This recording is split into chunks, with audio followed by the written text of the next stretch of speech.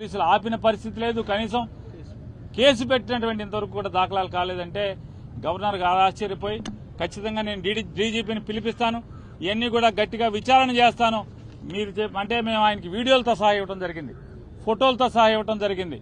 అవన్నీ కూడా ఆశ్చర్యపోయి అన్ని కూడా మేము ఫోన్లో కూడా కొన్ని చూపించాం, వీడియోలు ఎలా ఉన్నాయో.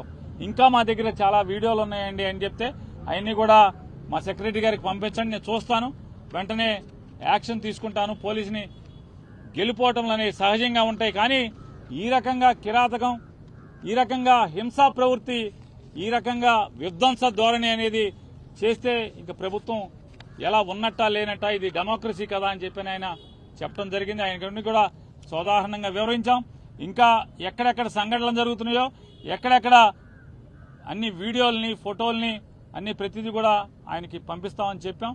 ఖచ్చితంగా పంపించండి, నేను యాక్షన్ తీసుకుంటాను, కంట్రోల్ చేస్తానని